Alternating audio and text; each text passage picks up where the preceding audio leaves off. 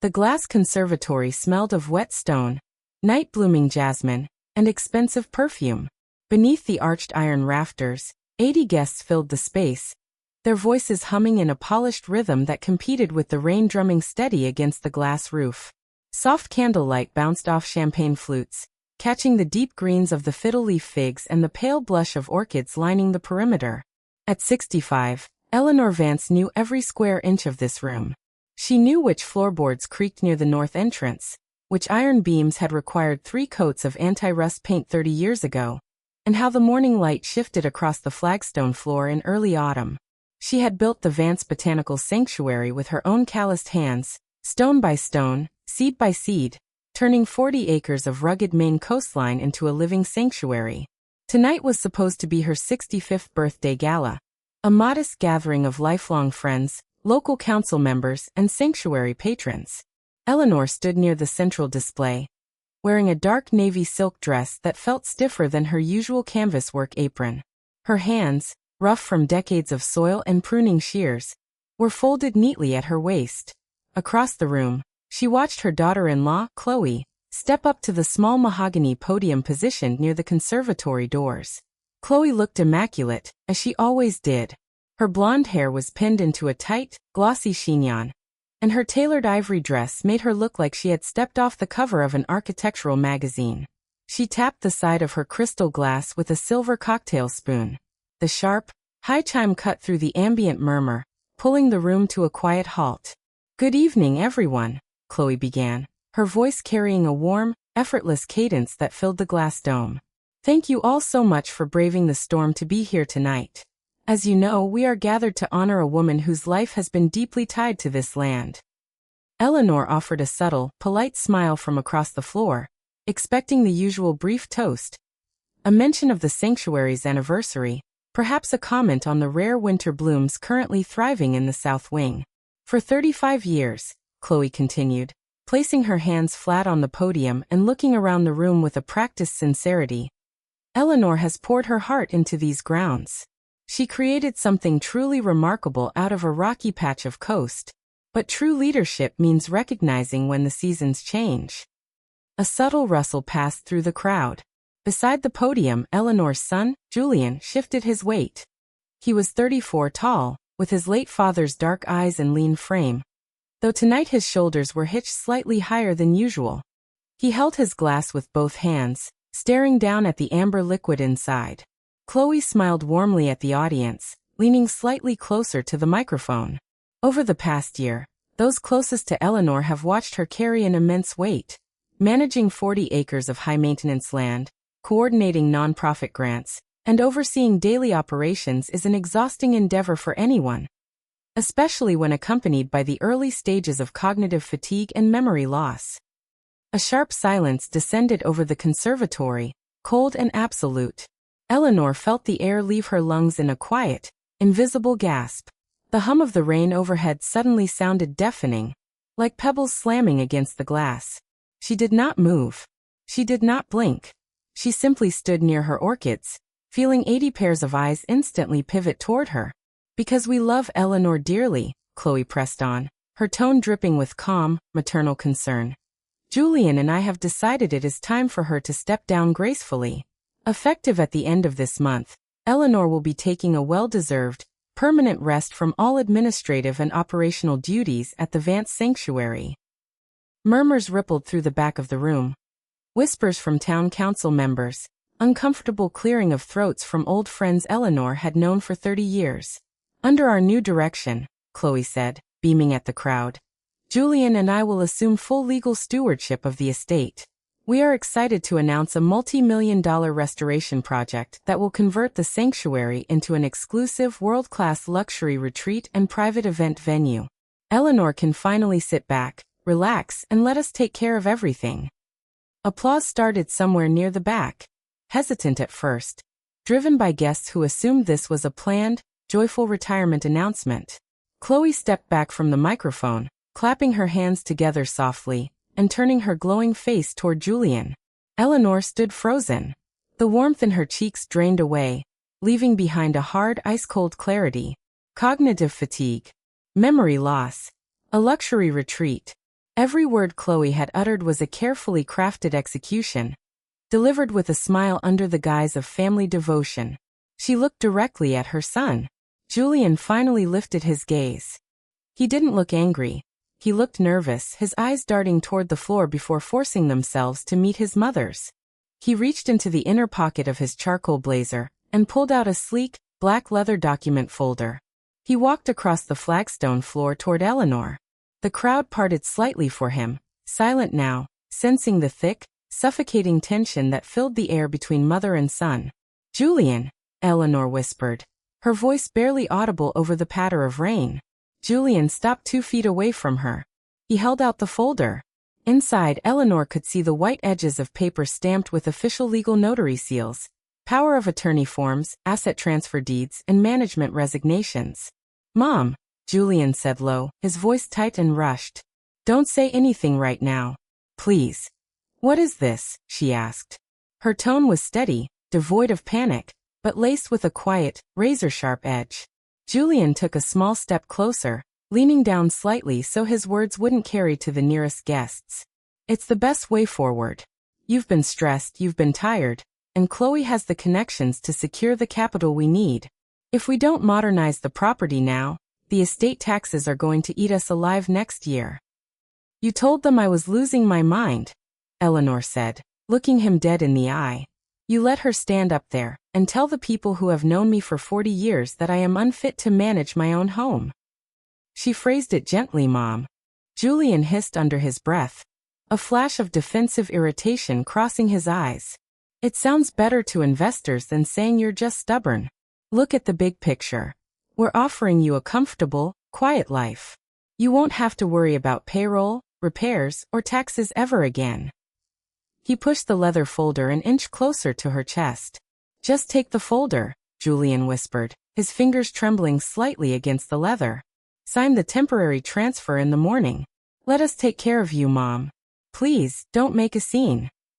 Eleanor stared at her son, at the small crease between his brows that he had inherited from her husband, Thomas, at the hands she had patched up with bandages every time he scraped his knees climbing the old oak trees in the yard.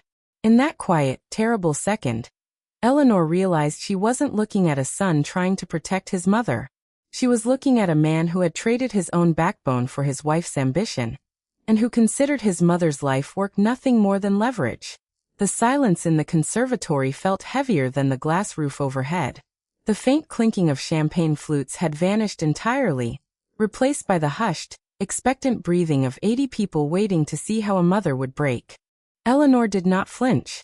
She looked down at the sleek leather folder rested against her chest, then back at Julian's face. The panic flickering in his dark eyes was familiar. It was the exact look he used to get as a 10-year-old boy whenever he broke a neighbor's window. A quiet, desperate plea for her to sweep in and fix the mess he had created.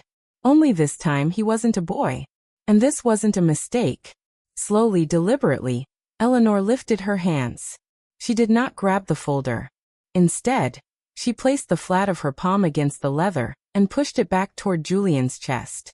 The movement was slight, almost gentle, but it carried the weight of a heavy iron gate latching shut. "You didn't just sell my land tonight, Julian," Eleanor said, her voice dropping into a register so smooth, calm, and bone-dry that it cut clearer than Chloe's microphone ever could. "You sold your father's memory." Julian blinked, taking a small step back as if struck. "Mom, that's not." Eleanor didn't stay to hear the rest of his sentence. She turned her back on him, smoothing the front of her dark navy silk dress with one steady brush of her hand. She did not glance at Chloe, who remained stationed near the podium with her chin held high and a tight, triumphant smile painted across her pale lips. Eleanor didn't glare at the investors in their tailored suits, nor did she offer a reassuring nod to the town council members sitting stunned in the front row.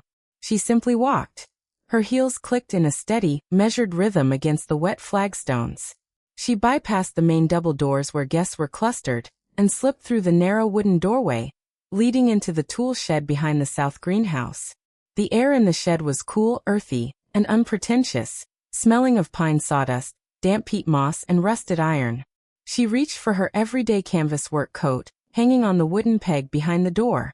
She unbuttoned her silk gala dress, left it folded neatly over a potting bench beside a tray of rooted lavender cuttings, pulled on her old canvas pants, slid her arms into the coat, and stepped out into the night through the back utility gate. The storm was in full force now. Cold October rain swept in off the Atlantic, whipping through the sprawling branches of the white pines that bordered the property. The wind stung her face, but as the icy water soaked into her gray hair and trickled down her collar, Eleanor felt something inside her chest unclench for the first time in 3 years. To understand how a mother finds herself ejected from her own life, one has to understand the slow, quiet nature of rot. Rot doesn't destroy a house overnight. It works in secret, under the floorboards, feeding on dampness and silence until the structure settles just enough to trap the doors in their frames. Eleanor Vance had built the sanctuary over 35 years, but she had spent the last 3 giving it away, inch by agonizing inch. It had begun 2 years after her husband, Thomas, died. Thomas had been a fisherman, a big, quiet man with hands calloused from hauling lobster traps out of the freezing waters of Penobscot Bay. When his boat went down in a sudden November gale, Eleanor was left with a 10-year-old boy, a heavy mortgage, and 40 acres of overgrown coastal rock. She hadn't let herself drown in grief. She had thrown herself into the earth, designing gardens for wealthy summer residents in Bar Harbor by day, and clearing brush off her own property by night. Over 3 decades, that brush became a sanctuary.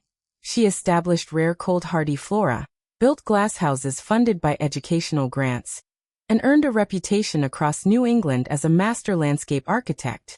Every brick, every irrigation line, every tree line had been planned with singular purpose: to build something permanent for Julian. Then came Chloe. Chloe entered Julian's life 4 years ago, a sharp-minded, high-energy operations consultant from Boston. At first, Eleanor had tried to welcome her. She hosted Sunday dinners, served tea on the porch, and listened patiently as Chloe talked endlessly about market expansions, brand positioning, and capital returns. Eleanor had assumed Chloe's coldness was merely urban ambition, the kind of defensive shell young professionals wore in competitive cities. The real shift had started 6 months ago, when Chloe convinced Julian that moving into the estate's historic Maine house made practical sense.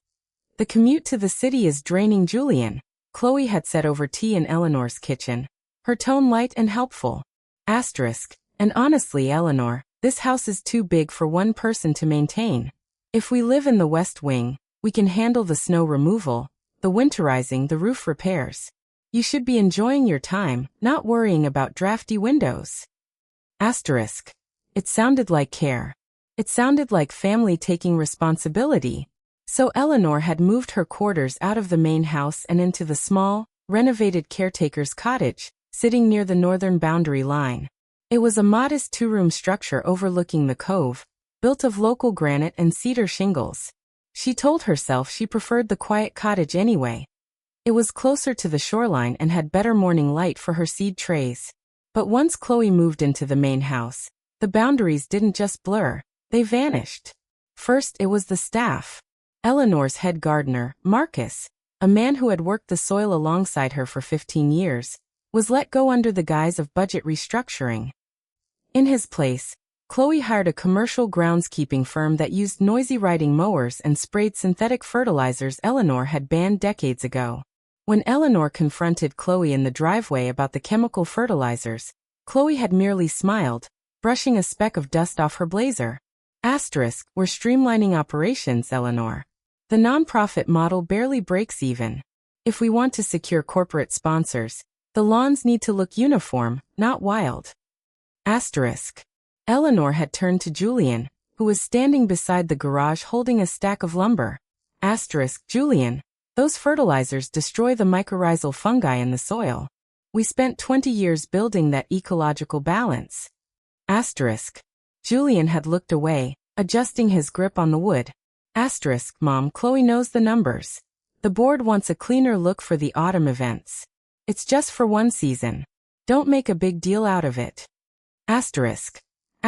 Don't make a scene. Don't make a big deal.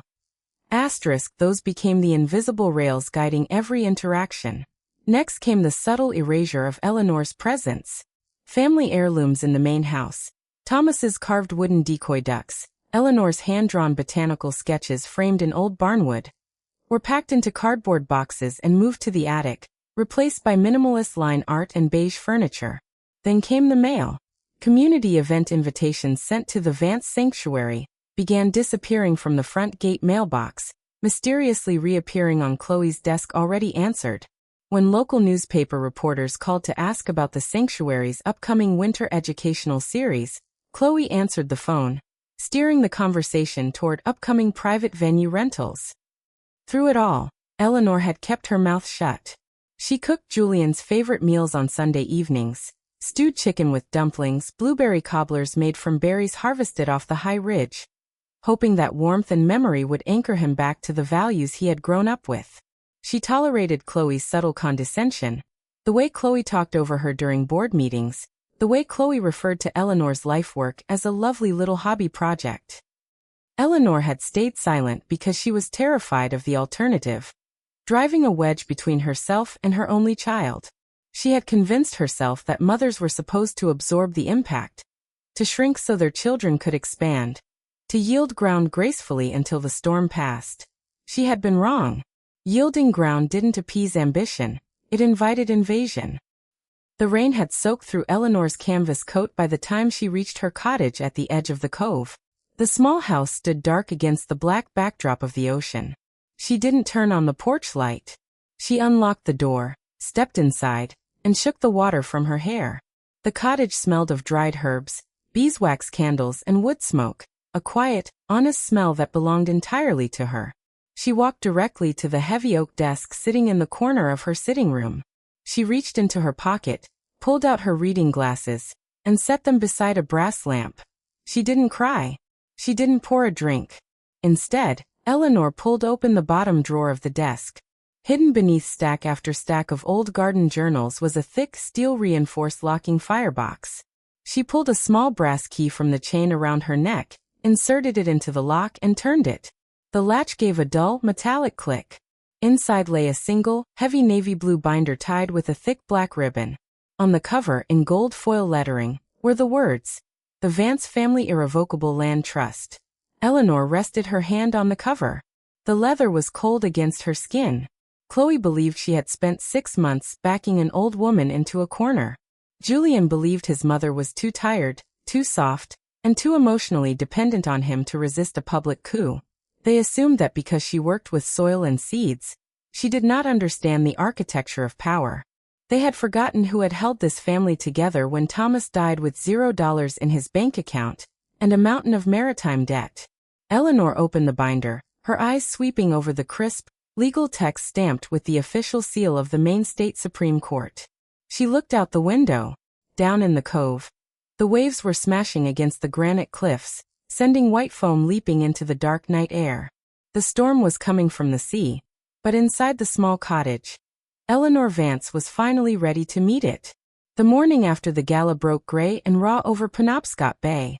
Low clouds hung over the pine canopy like wet wool, bleeding a fine, salt-laced mist against the cottage windows. Inside, the pot-belly stove hummed with a fresh heart of seasoned birch. Eleanor sat at her small pine table, dressed in her dark green flannel shirt, work trousers, and leather boots.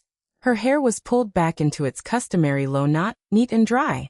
On the table rested a single white mug of black coffee, steam rising in a thin, steady coil, beside her open leather journal and a black fountain pen. She had not slept, but she felt entirely awake. The fog that had hung over her chest for 3 years, the quiet, creeping haze of second-guessing herself, of wondering if she was indeed becoming too old, too stubborn, or too demanding, had burned off completely. At 8:15, the crunch of gravel signaled the arrival of a vehicle. Eleanor didn't move. She took a slow sip of her coffee, listening to the familiar rattle of the sanctuary's utility truck pulling up the narrow dirt lane leading to her cottage. The engine cut out, followed by the heavy slam of the driver's side door.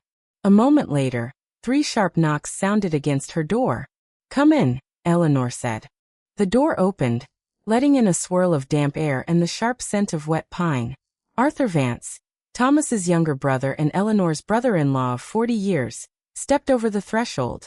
At 62, Arthur looked like a weathered piece of driftwood, his face carved deep by decades of working on the water, and his gray beard trimmed short. He wore his faded yellow oilskin slicker over a heavy wool sweater. He closed the door, wiped his boots on the woven mat, and stood in the small entry, holding a red thermos in one hand. His dark eyes searched her face carefully. "I heard about last night," Arthur said softly, his voice gravelly and slow. "Marcus called me at 7 this morning from town. Said half the village is talking about what happened at the conservatory."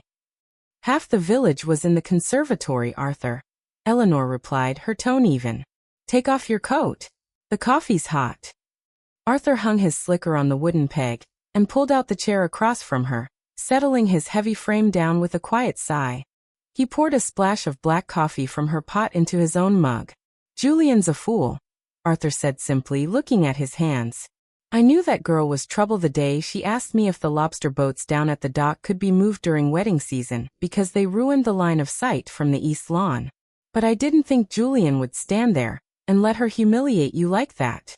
Not in front of the whole town." "Julian didn't just let her," Eleanor said. "He held the folder." Arthur winced slightly, the skin around his jaw tightening. "What are you going to do, Elle? They've got lawyers from Portland." Marcus said Chloe spent the morning handing out press packets to the regional paper about the new phase of the sanctuary. "She's already claiming you're stepping back for health reasons." Eleanor opened her journal, her thumb running along the gilded edge of the page. "Chloe is operating under the impression that noise equals authority. She thinks that if she says something loud enough, often enough, in front of important people, it becomes reality." She looked up at Arthur. "She forgets where she is. This isn't a boardroom in Boston. This is Maine soil." "So what's the plan?" Arthur asked. "Because if you want me to take a few boys from the harbor and clear their equipment off the upper meadow, you just say the word." Eleanor allowed herself a microscopic, dry smile. "No, Arthur. We aren't going to make a mess. We're going to let them build their trap, and then we're going to watch them step into it." She slid the heavy navy blue binder across the table toward him. Arthur looked at the gold foil lettering on the cover. "The Vance Family Irrevocable Land Trust." He frowned, reaching out with a calloused thumb to flip open the first page. He read the header, his eyes widening slightly as he scanned the dense legal prose, the notarized signatures, and the date stamped at the bottom. "October 14, 2012. Arthur read aloud, his voice dropping into astonishment. That's 2 years after Thomas died. Thomas left me 40 acres of rock and $300,000 in commercial debt," Eleanor said calmly. "I spent 18 months paying off his boat loans and another 6 figuring out how to protect this land so no bank, no developer, and no reckless heir could ever sell it off piecemeal. I placed the entire 40 acres into a perpetual conservation trust dedicated to public botanical education."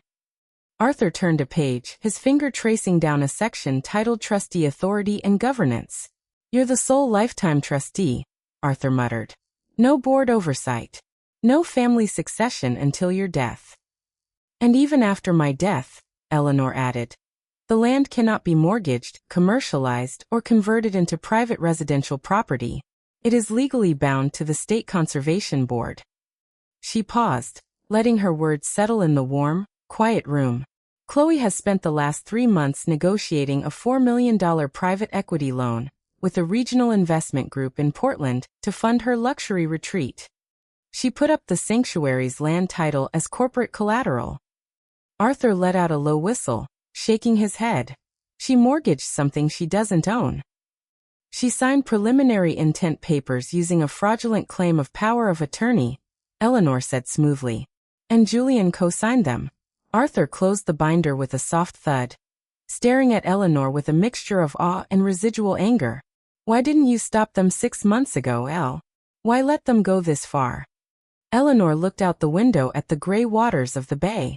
"Because if I had stopped them 6 months ago, Julian would have spent the rest of his life believing his wife was a visionary and his mother was an old tyrant holding him back.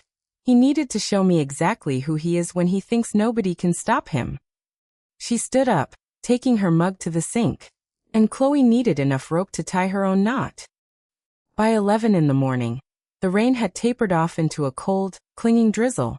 Eleanor put on her canvas work jacket, pulled on her mud boots, and walked up the gravel path toward the sanctuary's main administrative building, a converted granite barn that sat adjacent to the conservatory. The estate felt noticeably different today. The quiet, disciplined rhythm that had defined the sanctuary for 3 decades had been replaced by a chaotic, performative energy. 2 commercial trucks from a Portland staging company were parked on the lawn, their tires leaving deep, muddy ruts in the carefully manicured turf near the display gardens. Workers in orange vests were unloading black folding chairs and timber staging platforms. Eleanor walked past them without a word. She pushed open the heavy oak doors of the barn and stepped into the main office. The room smelled of fresh paint and expensive lavender room spray. The old pine desks where Eleanor and her small staff had filed grant applications and botanical logs for years had been cleared away. In their place stood a sleek glass-topped executive desk. Chloe sat behind it, wearing a camel hair sweater, her laptop open, a cell phone pressed to her ear. Julian was standing near the window, holding a rolled-up set of architectural blueprints, looking pale and tired. When the heavy wooden door clicked shut, both of them snapped their heads toward the entrance. Chloe didn't hang up immediately. She held up one manicured finger toward Eleanor, spoke 2 more clipped sentences into the phone. Yes, confirm the caterers for the press launch on the 15th.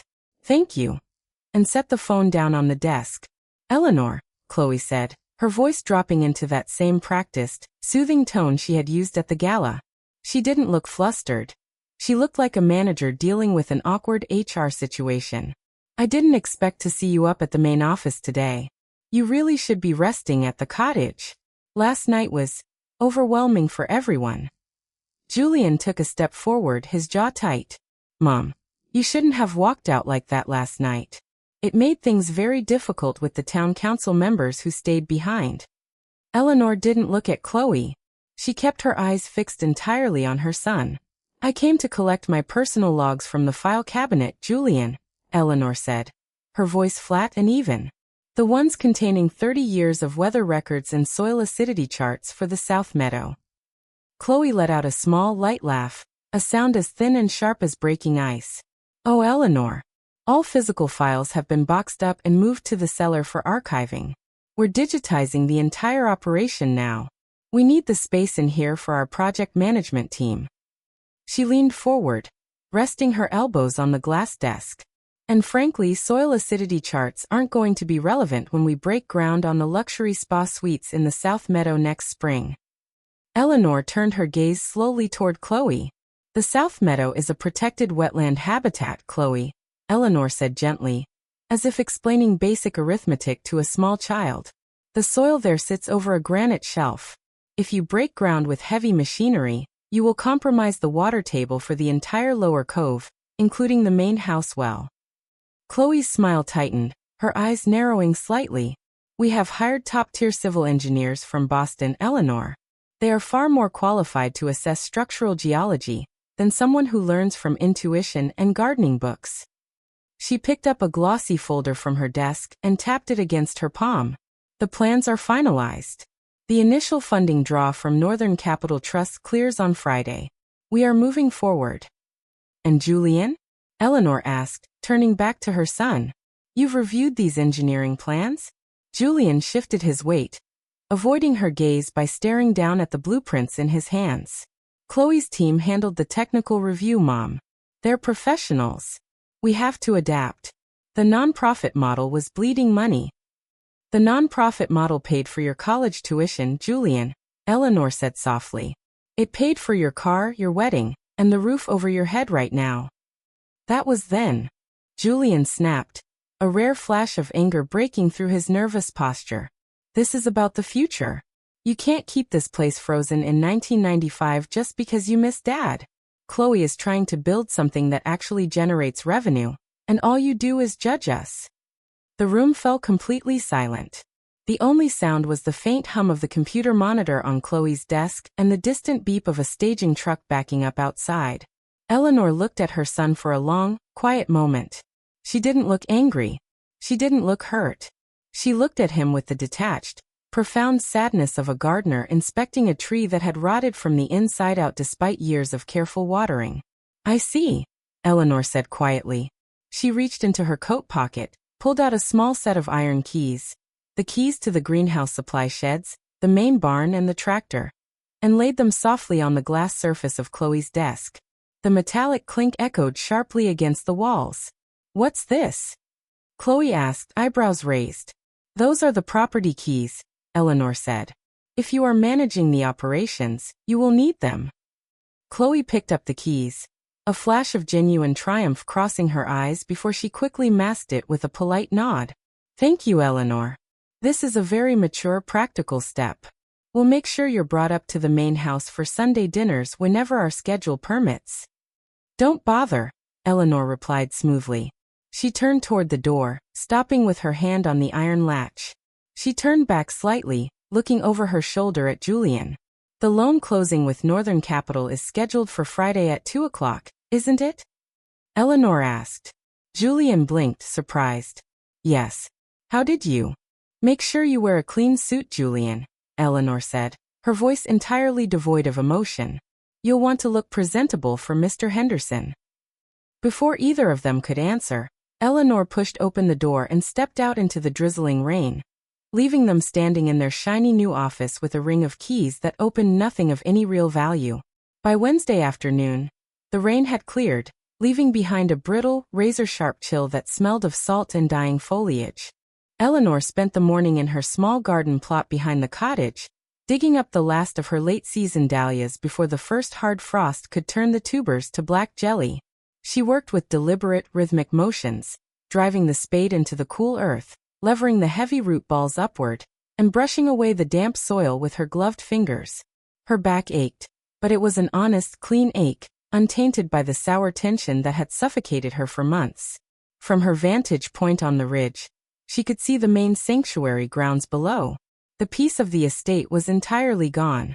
A heavy diesel flatbed truck from a regional event rental company was idling near the glass conservatory, its exhaust floating in thick gray plumes over the boxwood hedges. Workers were erecting a massive white event tent across the central lawn, pounding heavy steel stakes deep into the turf where Eleanor had spent 20 years cultivating native sweetgrass and wild violet. She paused, resting her hands on the wooden handle of her spade, watching two men drag a generator over the crest of the hill. They were preparing for Friday. Chloe had spent the last 48 hours sending out polished digital invitations to regional media outlets, Portland business figures, and local politicians for what she styled as Asterisk, the Vance Sanctuary reimagined, an exclusive first look. Asterisk, it was meant to be a celebratory cocktail reception immediately following the official sign-off on the Northern Capital Trust development loan. A soft crunch of gravel drew her attention away from the lawn. Julian was walking down the narrow footpath from the main house. He wore a crisp blue button-down shirt and brown leather boots that still looked brand new, completely unmarred by dirt. He looked exhausted.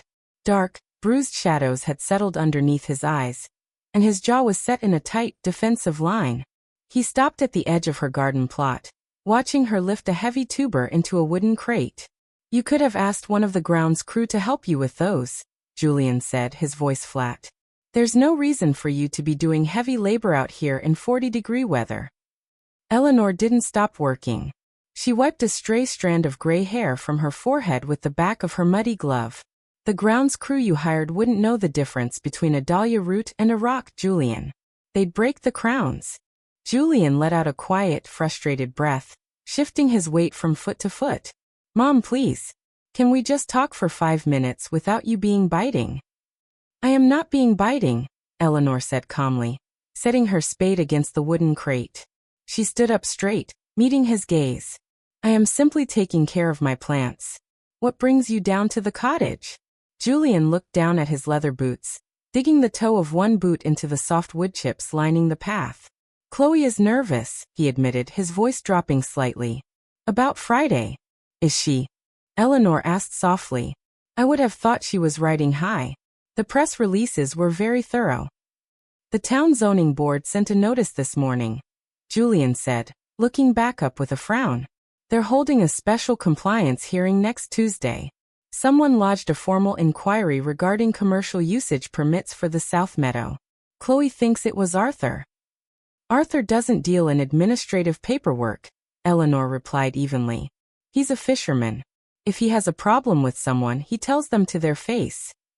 Well, whoever did it, it's creating a headache with the lenders, Julian spat, a sudden edge of panic bleeding through his controlled tone. Mr. Henderson from Northern Capital called Chloe an hour ago. He said he wants all land title clearances and municipal zoning sign-offs laid out on the table at 2 o'clock on Friday, before he releases the first tranche of the $4 million construction draw. He took a step closer to Eleanor, his hands shoved deep into his pockets. Chloe needs you to attend the signing, Mom, Julian said, his tone softening into a familiar, pleading whine. The exact tone he used as a child when he needed her to excuse an incomplete homework assignment. Just for 20 minutes. Henderson knows you. He respects you. If you sit at the table and give a short statement saying you support the transition, the bank will waive the contingency review and release the funds on the spot. Eleanor stared at her son. The cold ocean wind whistled through the bare branches of the oak tree above them, rattling the last dry leaves. You want me to stand beside Chloe, Eleanor said, and tell a bank president that I am voluntarily handing over 40 acres of protected soil, so she can pave it into a parking lot for a luxury retreat? It's not just a parking lot. Julian snapped, his composure slipping again. It's our future. Do you have any idea how much debt we've taken on to clear the initial planning phase? Chloe hired a high-end PR firm in Boston, an architectural team, a structural engineering panel. We're over $200,000 in the hole already on short-term bridging credit. The confession hung in the freezing air between them, raw and ugly. Eleanor didn't react with shock. She simply nodded slowly, her mind instantly assembling the pieces of the puzzle. Chloe hadn't just been ambitious. She had been reckless. She had leveraged her own corporate credit and personal guarantees on high-interest bridging loans, operating under the arrogant assumption that Eleanor's surrender was a foregone conclusion, that the legal title would be handed over the moment she put enough public pressure on an old woman. You put up personal credit guarantees? Eleanor asked quietly. Julian swallowed hard, his eyes darting away. Chloe handled the financing structure. She guaranteed the short-term loans against the projected revenue of the retreat. Once the $4 million bank loan closes on Friday, all the bridging debt gets rolled into the master commercial mortgage. It's totally standard in corporate real estate. It is only standard, Eleanor corrected him. Her voice dropped to a whisper that cut colder than the wind.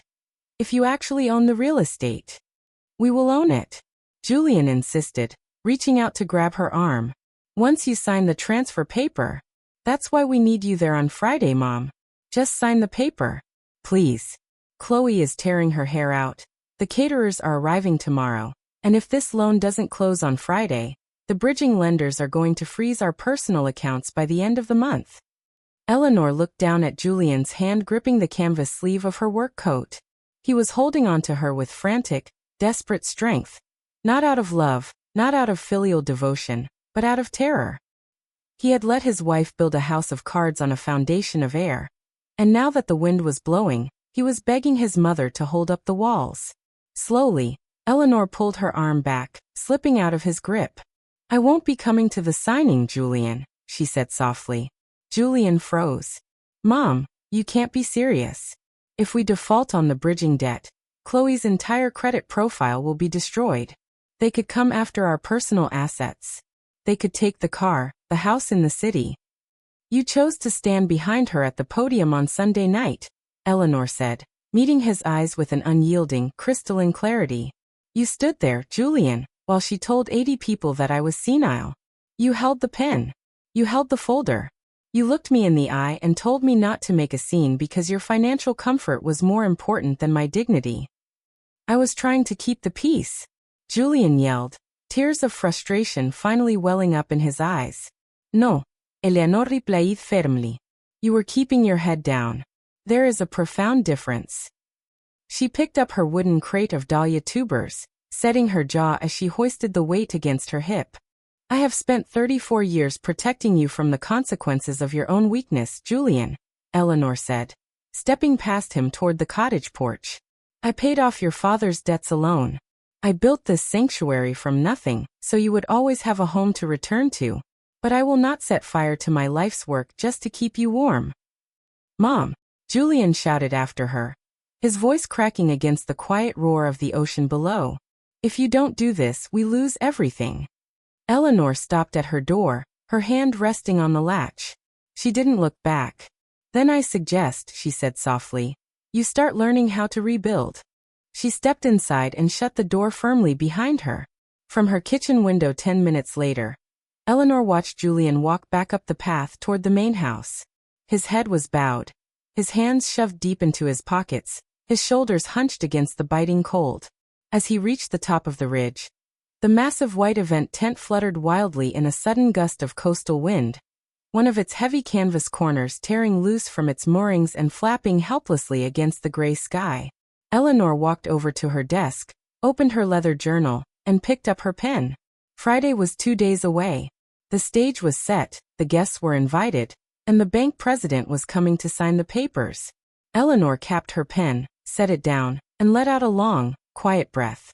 For 35 years she had cultivated gardens. Now, it was time to let the winter take what wasn't rooted deep enough to survive. Friday arrived with a crisp, brilliant sky, the kind of washed-out October blue that offered no warmth against the piercing coastal wind. By 1 in the afternoon, the Maine sanctuary grounds resembled a polished corporate stage. Inside the heated glass conservatory, linen-covered high-top tables were arranged neatly between the tropical ferns. Waitstaff in black aprons carried trays of sparkling cider and smoked salmon crostini, while local reporters, town officials, and summer estate owners mingled under the iron rafters. At the center of it all stood Chloe, radiant in a tailored charcoal wool dress, holding court near the entrance. She moved effortlessly from group to group, her laugh crisp and practiced, brushing off inquiries about Eleanor with a soft, practiced lowering of her voice. She's resting down at the cottage today. Doctor's orders, unfortunately. It's all just been too much for her to process. Beside her, Julian looked like a ghost wrapped in a sharp suit. His skin was pale, a fine sheen of cold sweat glistening on his forehead despite the chilly air. Every time the glass double doors swung open, his eyes darted toward the entrance, searching frantically for a dark navy silk dress that never appeared. At precisely 1:45, a sleek black sedan pulled up the gravel drive. A tall, gray-haired man in a dark navy overcoat stepped out, carrying a heavy leather briefcase. It was Arthur Henderson, president of Northern Capital Trust, a conservative regional bank that had managed wealthy coastal accounts for 40 years.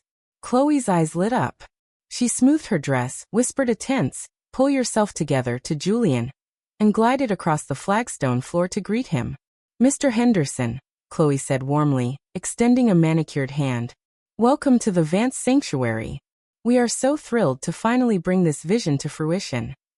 Henderson shook her hand politely, his expression reserved, professional, and entirely unreadable.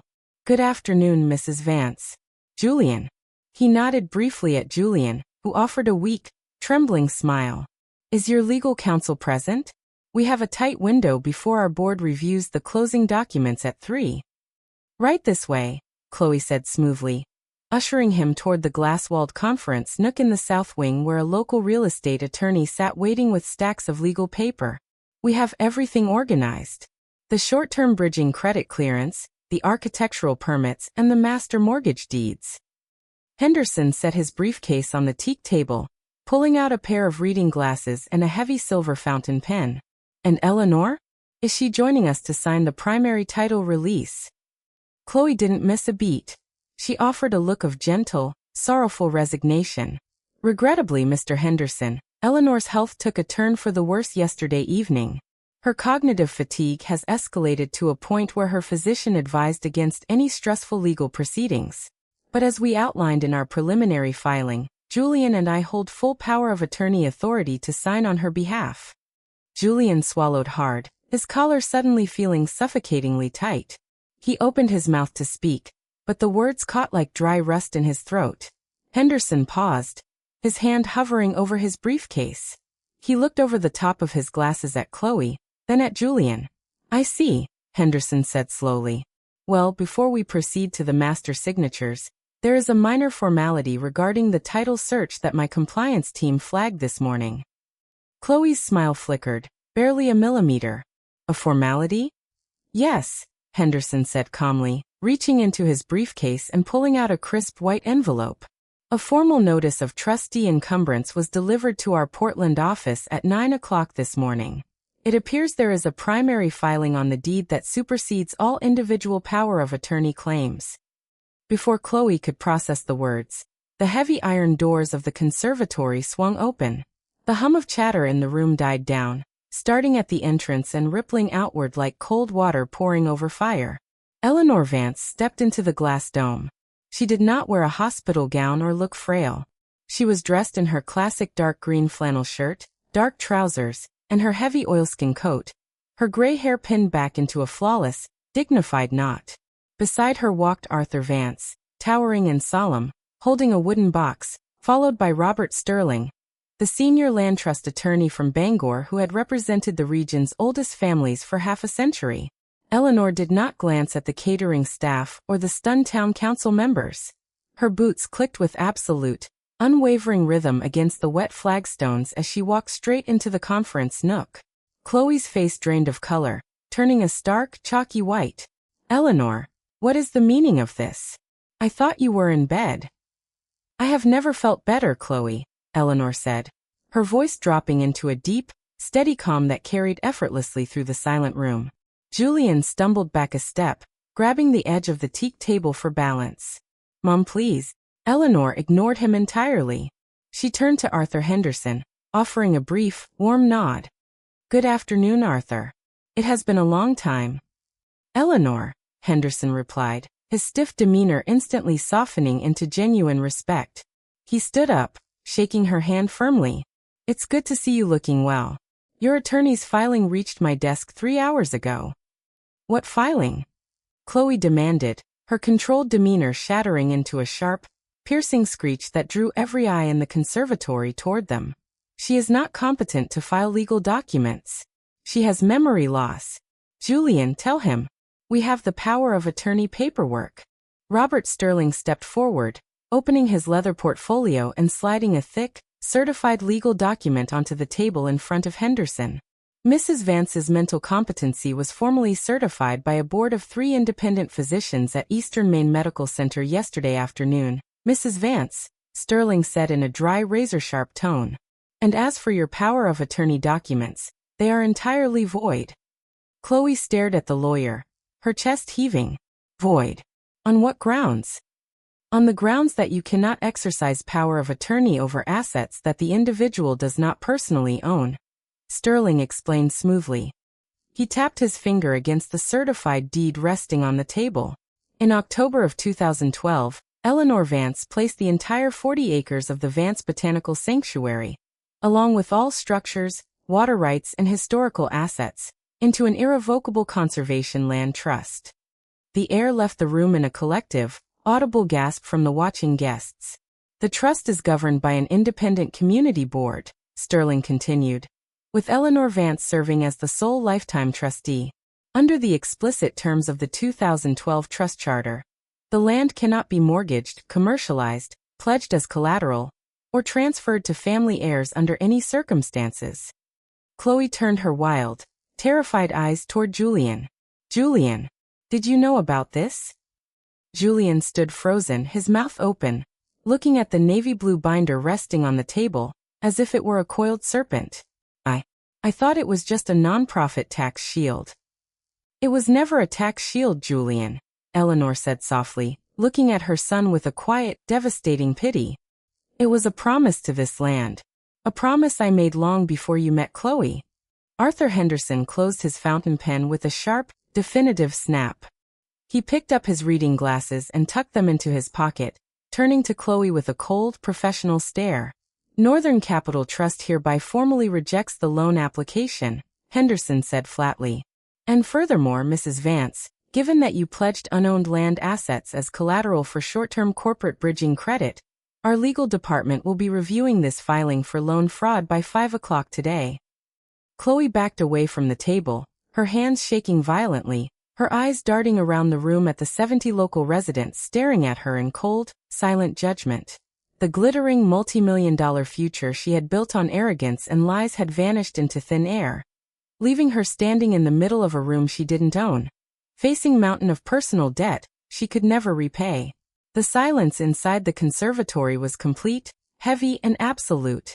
The 70 guests, town council members, local business owners and summer residents, stood frozen between the tropical ferns, their champagne flutes lingering forgotten in their hands. Chloe stood behind the glass desk, her immaculate composure reduced to ash. Her face was gray, her lips trembling slightly as her eyes darted from Arthur Henderson's stern expression to the certified legal deeds resting on the table. The sharp, cold reality of her situation hit her like an avalanche. $200,000 in short-term bridging credit, personal guarantees signed in her name, PR firms and architects demanding payment by Monday, and not a single square inch of land to secure it. Julian, Chloe whispered, her voice cracking, stripped of all its polished authority. She grabbed her husband's arm, her fingers digging desperately into the fabric of his suit jacket. Julian, fix this. Tell them she can undo it. Tell them it's a mistake. Julian didn't move. He stood looking at his mother, his eyes wide and hollow. The illusion that had sustained him for 3 years, that he was a savvy, modern businessman stepping out from under his mother's old-fashioned shadow, had disintegrated in a single afternoon. He was not an executive. He was simply a foolish man who had helped his wife try to rob his own family, only to realize he had been holding an empty folder all along. She can't undo it, Chloe, Julian said, his voice barely audible over the hum of the heating vents. It wasn't an argument, it was a quiet, shattered confession. It's an irrevocable trust. It's been done for 14 years. Arthur Henderson picked up his briefcase, snapped the brass latches shut, and gave Eleanor a polite, respectful bow of his head. I am sorry for the disruption to your sanctuary, Eleanor. Our legal team will handle the cancellation of all preliminary filings directly with Mrs. Vance's creditors. Thank you, Arthur, Eleanor said softly. As Henderson walked toward the exit, the spell over the conservatory broke. Whispers erupted like dry leaves caught in a sudden updraft. Guests began turning away, exchanging low, intense conversations as they quietly filed out toward the gravel parking lot. The local reporters lowered their cameras, sensing that the story was no longer a glamorous resort launch, but a ruinous personal catastrophe. Chloe didn't wait for the room to empty. She snatched her leather purse off the desk, her heels clattering frantically against the flagstones as she bolted through the side doors into the cold afternoon air, ignoring the catering staff who were already calling after her about unpaid invoices. Julian remained standing in the nook. The conservatory emptied around him until only Eleanor, Arthur Vance, and attorney Robert Sterling were left standing near the tropical palms. Slowly, Julian took 2 heavy steps toward his mother. He looked smaller now, his shoulders slumped, the sharp line of his tailored suit looking ill-fitting and absurd against the humble, earthy background of the greenhouse. Mom, Julian choked out, his eyes glistening with unshed tears. Please, you have to help us. They're going to take the house in Boston. They're going to ruin Chloe's credit. She could face criminal charges for the loan filings. I could lose everything I have. Eleanor looked at her son, at the boy she had raised, the boy whose scraped knees she had cleaned, whose late-night fever she had tended in the small house down by the cove. A deep, quiet ache resonated in her chest, but it was accompanied by a profound, unshakable clarity. I raised a son with a heart, Julian, Eleanor said, her voice dropping into a register that was neither angry nor bitter, but simply final. I taught you to respect work, to respect truth, and to honor your father's memory. I will not burn down my life's work to pay for the arrogance of a man who surrendered his integrity to keep the peace. Mom, please, Julian begged, taking another step forward, holding out his hands. I made a mistake. I didn't see. You saw everything, Julian, Eleanor interrupted gently. You saw her humiliate me at dinner. You saw her tell 80 people I was losing my mind. You saw her drive Marcus off this land. You didn't make a mistake. You made a choice. She reached out and rested her hand gently on his cheek for a brief, quiet second, feeling the cold tear that slipped down his face. And choices have weight, my boy, Eleanor whispered. It is time you learned how to carry yours. She turned away from him, pulling her canvas coat tight against the chill, and walked out into the garden she had spent 35 years building, leaving her son alone in the empty glass room. A year passed over Penobscot Bay, marked not by dramatic upheaval, but by the quiet, immutable rhythms of the tide and the seasons. By the following autumn, the scars on the sanctuary grounds had completely healed. The deep ruts left by the staging trucks had been reseeded with cold hardy red fescue, and the central lawn flourished once more under Eleanor's quiet stewardship. The commercial signs Chloe had erected near the gate were gone, replaced by simple, hand-carved cedar plaques marking the native plant trails. Down in her small granite cottage, Eleanor sat at her kitchen table in the soft gold of the morning light. At 66, her hands were still rough from soil, but the quiet tension that had once weighed down her posture had lifted entirely. The aftermath of that Friday in the conservatory had played out swiftly and without mercy. Deprived of the sanctuary title as collateral, Chloe's speculative deck of cards collapsed overnight. Her short-term bridging lenders moved quickly, freezing personal accounts and forcing the sale of her Boston condominium to satisfy the corporate debt. The pressure cracked the foundation of their marriage within 6 months. Chloe relocated to Chicago to take a mid-level corporate role, while Julian was left to navigate the financial ruin alone. He had moved into a small, drafty one-bedroom apartment near the commercial docks in town, taking a job as a junior logistics coordinator for a regional lumber supplier. Hard, unglamorous work that paid modest wages. Eleanor did not intervene. She did not send money, nor did she call him during the cold winter months, when the news reached her through Arthur. She understood that mercy without boundaries was simply enabling weakness, and that true love sometimes required letting a person stand in the storm until they learned how to build their own shelter. On a crisp Sunday morning in late October, the anniversary of her 65th birthday, Eleanor stepped out onto her cottage porch carrying a warm mug of coffee. The ocean below was a deep midnight blue, glittering under the pale autumn sun. As she walked down the wooden steps, she noticed a small, neatly wrapped brown paper package resting on the top step of her porch, beside a clay pot. Eleanor stopped. She set her mug down on the railing and knelt beside the package. Inside the clay pot was a tiny 6-inch sapling, a young native sugar maple, its leaves turned a brilliant, stubborn crimson. Tucked beneath the pot was a simple white envelope with her name written across the front in Julian's familiar, slanted handwriting. She opened the letter. There were no grand excuses, no lingering pleas for money or inheritances, no dramatic declarations of innocence. Mom, the note read. I found this sapling growing near the ridge by the old logging road last week. I remembered how Dad used to show me how to transplant them without damaging the taproot. I know I have a long way to go before I can look you in the eye and feel like the man you raised, but I wanted you to know that I am finally trying to learn. Happy birthday, Mom. Julian. Eleanor held the note in her callous fingers for a long time, watching the sea wind ruffle the edges of the paper. She didn't cry. Instead, a quiet, steady warmth filled her chest. Not the desperate relief of a mother rescuing her child, but the quiet hope of a parent watching a seed finally take root in hard soil. She picked up the small clay pot, carrying it down the path toward her greenhouse. She didn't invite Julian to Sunday dinner, nor did she pretend the past 3 years had never happened. Healing, like the earth she worked, required time, winter frost, and uncompromising boundaries before anything genuine could bloom again. She set the young maple sapling on the central wooden bench in the sunlit greenhouse, watered it carefully, and stepped back into the autumn air.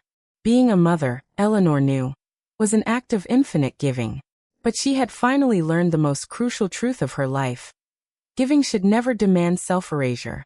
True love honors boundaries. Self-respect is the ultimate legacy a parent can leave behind, and a home built on truth will always stand against the tide.